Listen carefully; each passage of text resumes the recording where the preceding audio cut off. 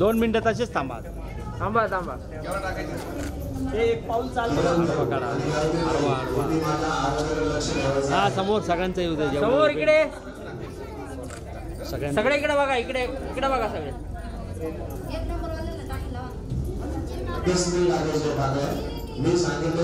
इकडे बघा. इकडे सगळे सगळे इकडे बघा. त्यांचा नॅचरल यूज. हा ठीक आहे ठीक आहे.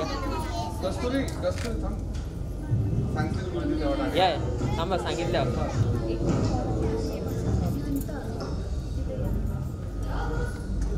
किरण भाऊ आणि गायत्री ताई आपल्या अर्थाला सुरुवात होत आहे.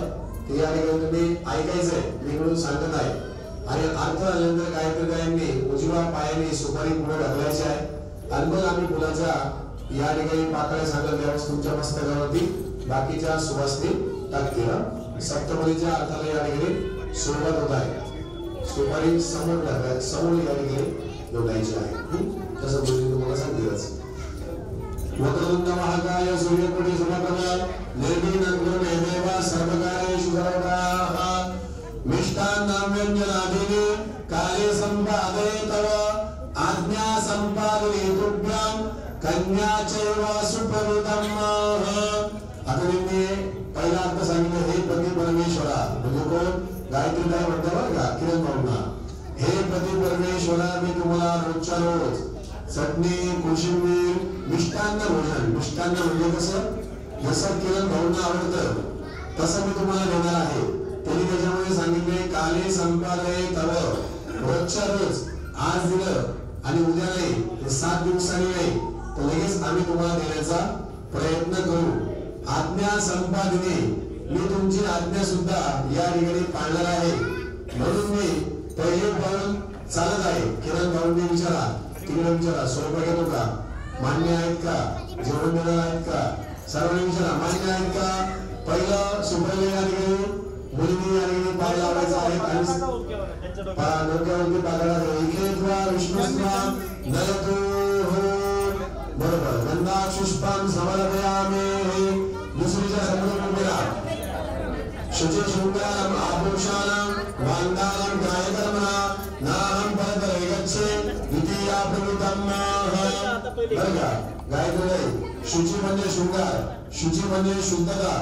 मी तुम्हाला आवडेल तसा शृंगार करणार आहे. माहेरी कशी राहत असेल आपल्याला माहिती नाही. शृंगार म्हणजे कपडे जसे तुम्हाला आवडतात तसे गायत्री यांनी या ठिकाणी आभूषण अलंकार या ठिकाणी मी प्रदान करणार आहे. मी कायेने वाचेने अत्यंत शुद्ध आहे.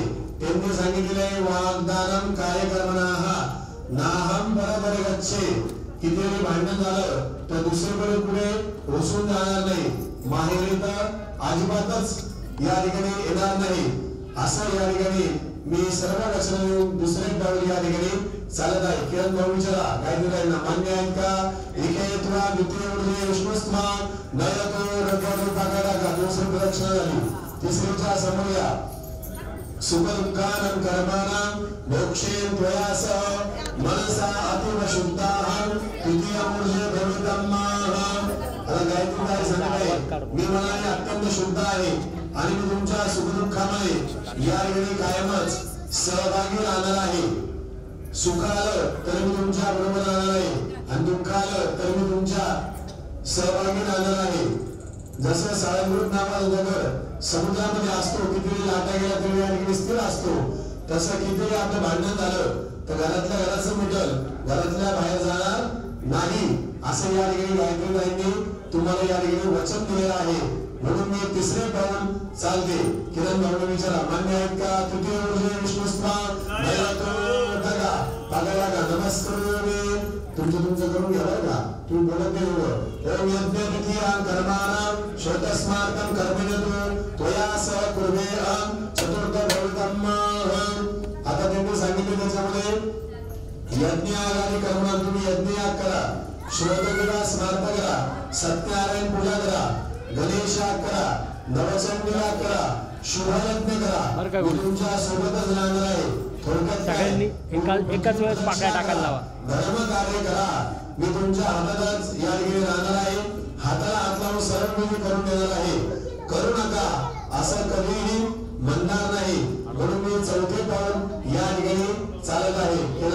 सगळ्यांनी एकाच वेळेस पाकळ्या टाका, एकाच वेळेस टाका सगळ्यांनी. ग्रहस्थांच्या सायंच्या सुखदुःख अनिवार्ये भविष्यद्दीपरिश्यामे पंचमपदे भवितम्.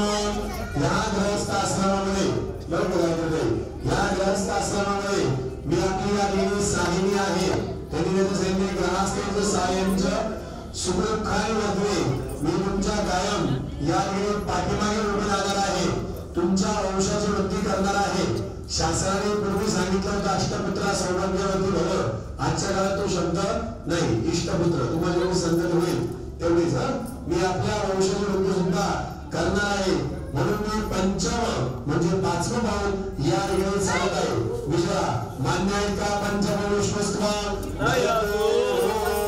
सारखीचा प्रिया सुखं जैव स दारिद्र्यं दुःखं जैव सुशोभितं सुख दुःख मित्राहं षष्टम्रा भवतम् दुःखं स दारिद्र्य.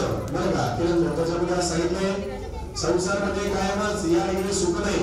म्हणून दुःख असो किंवा दारिद्र्य असो किंवा सुख असो किंवा गरबडी असो मी तुमच्या बरोबर राहणार आहे. छोटी गोष्ट असो किंवा मोठी गोष्ट असू द्या मी तुम्हाला मित्राप्रमाणे साथ देणार आहे. कार्येषु मंत्री एखादं काम तुम्ही मला सांगितलं तर मंत्रीपद स्वीकारून मी ते त्या ठिकाणी काम पूर्ण करणार आहे. कर्णेषु दासी दासी सारखी सेवा मी तुमची कायमच करेन. भोजेषु माता आई जसं तुम्हाला जेवायला वाढते तसं मी तुम्हाला जेवायला वाढणार आहे. शयनेषु रंभा धर्मानी कुला धर्मासारखे वागल. क्षमाया दरिद्री पृथ्वी सारखे काय चुकलं तर तुम्हाला क्षमा मी कायमच करणार आहे. हे सर्व षष्टगुण पतिव्रतेत असतात. म्हणून आपण मित्र मैत्रिणी सारखे राहूया. म्हणून मी 6वे पाऊल या ठिकाणी चालत आहे. विजया एकाच वेळेस मान्य आहे का? विश्वस्त्वान्नयतो एकाच वेळेस समोर या. गायत्री गायत्री म्हणायचं आहे पतिस्त्वं पतिस्त्वं तथा स्वामी मह्यं देवहि समर्पितं वंदनीय सदा मह्यं सखे सप्तपदा भव. आता मी 7व्या परीक्षणार्थ झाले 6 वचन आपण या ठिकाणी घेतलेले आहे. कोणाकडून धर्मदेवाने आपल्याकडून मागून घेतलेले आहे. एक वचन आपल्याला किरण भाऊकडून या ठिकाणी घ्यायचं आहे. त्यांना सांगायचं आहे मी 7वी प्रदक्षिणा मला गायत्री मी विवाह संस्कार मला विवाह संस्कार आज मी तुम्हाला तन मन या ठिकाणी दिलेला आहे. तुम्ही 7 जन्म माझ्याशी एकनिष्ठ राहायचं आहे. दुसऱ्याचा विचार करायचा नाही. काय म्हटले ते म्हटले का? हो वंदनीय आहे समर्पितम. भगवंतांनी सांगितले तुम्हाला भगवंतांनी माझ्यासाठी पाठवलेलं आहे. तुम्ही माझ्यासाठी वंदनीय आहे आणि मी पण तुमच्याशी एकनिष्ठ राहणार आहे.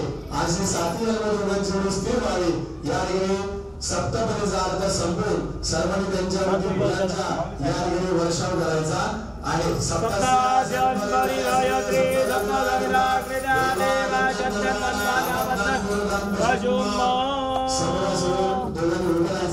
आणि डोक्याला डोकं लावायचं आहे. दोघांचा एक विचार झाला पाहिजे आणि एक विचाराने सर्व काम झालं पाहिजे. नमस्कारोमी विधिमंत्रेण संरक्षेत हरि ओम शांती शांती शांती.